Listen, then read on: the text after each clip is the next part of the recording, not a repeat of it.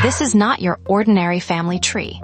Today, humans stand alone as the only surviving species in our lineage. But millions of years ago, multiple human-like species coexisted on different parts of the planet. Imagine you're in Africa 2 million years ago.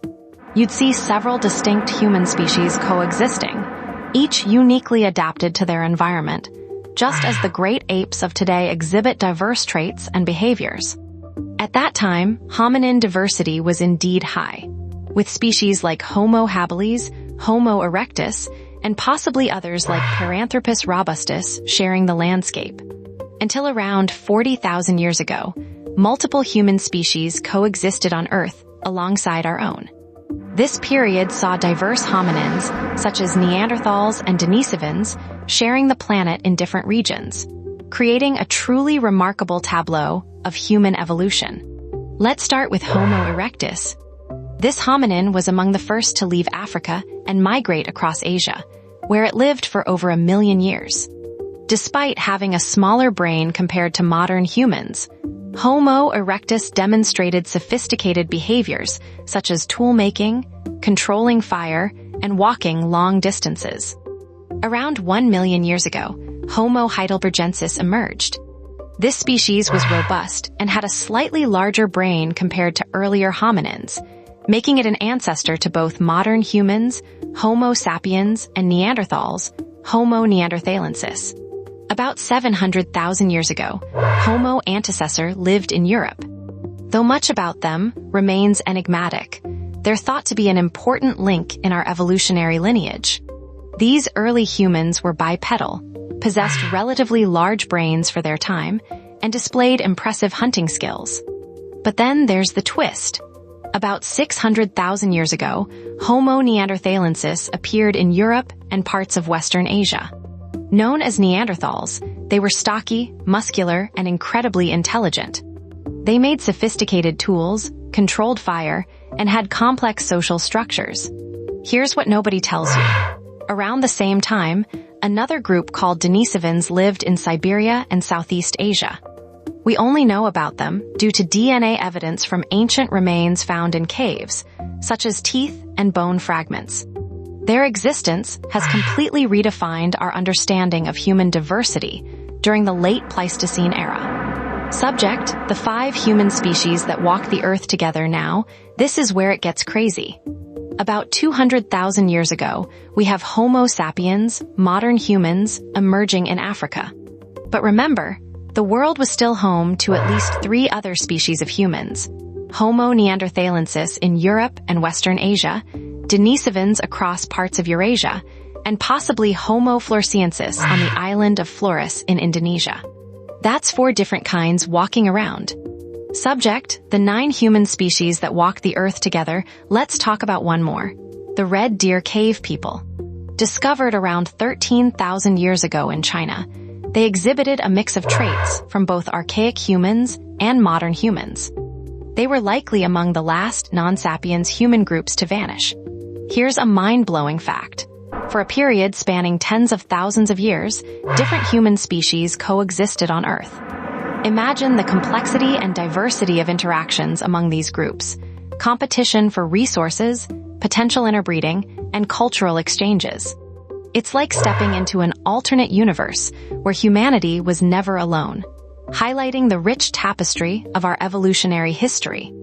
Let me be honest with you. Each of these human species had their own unique way of life and adaptations. They evolved in various regions, adapting to different environments and conditions over millions of years. Their coexistence was remarkable, but it also made survival incredibly competitive and challenging as they vied for resources across diverse habitats. But then comes the real shocker. All these other human species eventually went extinct. Why? That's a mystery scientists are still exploring. Was it due to climate change, competition for resources, or perhaps disease? Imagine standing next to a Neanderthal, making eye contact and understanding that they possessed sophisticated cognitive abilities and emotions comparable to our own. And then, get ready for this, the part that breaks me every time. Homo floresiensis, the so-called hobbits of Indonesia. These tiny humans stood about 3 feet tall and had brains roughly one-third the size of ours. They lived on the Indonesian island of Flores and built sophisticated tools, hunted large animals, and survived for over 100,000 years, from around 100,000 to 50,000 years ago. Think about this. A species with relatively smaller brains successfully thriving in a challenging environment. This accomplishment is truly remarkable. How did they do it? Now, let's talk about the timeline of extinction. Homo erectus actually became extinct much earlier, around 143,000 years ago. Neanderthals went extinct roughly 40,000 years ago, while Denisovans likely persisted until around 50,000 to 30,000 years ago. But here's the kicker. Even as recently as about 40,000 years ago, multiple human species coexisted on Earth. That's just a blink of an eye in geological terms. It feels like yesterday, doesn't it? This era saw Neanderthals, Homo neanderthalensis, Denisovans, and modern humans, Homo sapiens, sharing the planet, interacting, and possibly interbreeding. Subject, the 9 human species that coexisted. Passage to fact check. And then comes the final reveal: Homo sapiens are the only ones left standing today. But why were we so successful that we outlasted all others? This is a question scientists continue to explore, investigating factors like cognitive flexibility, social cooperation, and adaptability to diverse environments. This is a question scientists are still grappling with. Let's be clear. The extinction of various archaic human species is one of the greatest mysteries in our evolutionary history. It's not just about survival. It's about how diverse environments and pressures shaped each unique group, crafting them into beautifully adapted but transient populations. And here's where we come full circle. When you think about Homo sapiens today, remember that our existence as the sole human species on Earth is a relatively recent phenomenon. Not long ago, we shared the planet with other human species such as Neanderthals, Homo neanderthalensis, and Denisovans, Homo denisova, among others. This elaborate tapestry of human diversity existed for hundreds of thousands of years before these other species went extinct, leaving us alone on Earth. So, let me leave you with this thought. Imagine exploring diverse landscapes across prehistory, from Ice Age Eurasia to tropical Africa, where various human species coexisted.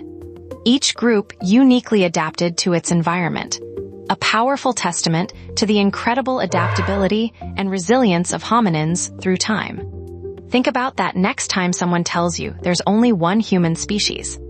At various times in the past, multiple human species coexisted on different continents, with the most recent instance being the overlap between Homo sapiens and Neanderthals, or Denisovans, around 40,000 to 50,000 years ago. And here's the real kicker. Even though they're gone, traces of these extinct human species live on in us today through interbreeding with Neanderthals and Denisovans. We carry their DNA as a reminder of our shared evolutionary history. So next time you look at yourself in the mirror, remember that part of what makes you human is not just your modern traits, but also the legacy of our ancient relatives who coexisted with early humans. While there were no 9 distinct human species walking the Earth simultaneously, recent research confirms that several hominin species overlapped in time and place, such as Neanderthals and Denisovans in parts of Europe and Asia around 100,000 to 40,000 years ago. This shared history has significantly shaped our genetic makeup and cultural development. Think about it. 9 different human species once walked the Earth together, each carving out its own niche in our planet's past. Imagine standing in a prehistoric landscape where you could look around and see not just one, but multiple human species coexisting side by side. This wasn't science fiction. It was reality, highlighting the incredible diversity of hominins that once shared our world. One of the most surprising facts is that some extinct human species were only recently discovered. The Denisovans, for example, were first identified through DNA analysis from a tiny finger bone found in Denisova Cave, Siberia, in 2010. That's less than 2 decades ago. Another astonishing example is the mysterious Red Deer Cave people. Found in China and dating back around 14,500 to 11,500 years ago. Their skulls were so unusual that scientists couldn't easily classify them as either modern humans or an entirely new species. This discovery highlights the incredible diversity of Homo species coexisting during this period. These species weren't just distant relatives. They interacted with each other in complex ways during periods of overlap. Imagine walking through a forest and spotting another human-like creature in the distance, only to realize it's not you, but a Neanderthal or Denisovan. Such encounters likely led to various interactions, whether friendly exchanges or conflicts over resources. The genetic legacy left by these extinct humans is even more intriguing. We know that around 2% of our DNA comes from Neanderthals, and up to 4% from Denisovans in some populations. This means every time you look at someone's face, there's a chance you're seeing traits passed down from ancient human species. But why did only Homo sapiens survive, while others like the Neanderthals and Denisovans did? It's a mystery that fascinates scientists. Some theories suggest it might be related to our superior ability to innovate and adapt quickly. Or perhaps it was influenced by complex environmental factors favoring certain traits over others. One theory is that Homo sapiens had superior social flexibility and cooperative abilities, enabling them to form larger, interconnected groups and share resources more effectively. This kind of collaboration might have provided a significant advantage over other human species, allowing for the efficient exchange of tools and food across different tribes. Consider this. While Neanderthals were skilled and intelligent hunters, they may not have developed extensive long-distance communication or large-scale social networks compared to modern humans. This difference in social organization could have been crucial during periods of significant environmental change and resource competition. Another fascinating aspect is how these extinct human species adapted to different environments. The Hobbit people, Homo floresiensis, on the island of Flores, for example, evolved to be much smaller than their mainland relatives due to limited food resources and an isolated environment. They were only about 3 feet tall, but had brains that were relatively large compared to their body size, with some variation in brain volume similar to modern humans despite their small stature. The presence of these diverse human species raises intriguing questions about cultural exchanges and hybridization. Imagine the blending of cultures and languages that occurred as different groups met, interacted, and interbred, enriching the fabric of early human societies with a rich tapestry of traditions and knowledge. So the next time you look in the mirror, think about the genetic soup that makes up who you are. You're not just a descendant of Homo sapiens, but also carry traits from Neanderthals and Denisovans, highlighting a period when these distinct human species coexisted and interbred. It's like looking back through a window into a world where multiple human lineages thrived and interacted, shaping our shared genetic heritage. This legacy is a testament to the incredible adaptability and resilience of our ancient human relatives. Each species had unique adaptations that allowed them to thrive in diverse environments, though not all coexisted at the same time or place. Ultimately, Homo sapiens expanded globally and became the last surviving human species. So next time someone asks why we're the last human standing, you can tell them it's not just about being the smartest or strongest. It's a complex mix of cooperation, adaptability, and maybe even a little bit of luck that allowed our ancestors to outlast their ancient relatives and continue evolving into the diverse populations we see today. While there were multiple Homo species in different regions during various time periods, no more than one coexisted in the same geographic area at any given point. This intricate dance of survival highlights how our lineage adapted and thrived under unique ecological pressures, eventually leading to the modern Homo sapiens. Think about that the next time you look at yourself in the mirror. You carry within you not just your immediate ancestry, but also the genetic echoes of several other human species, such as Neanderthals and Denisovans, which lived alongside Homo sapiens in parts of the world during certain periods of prehistory.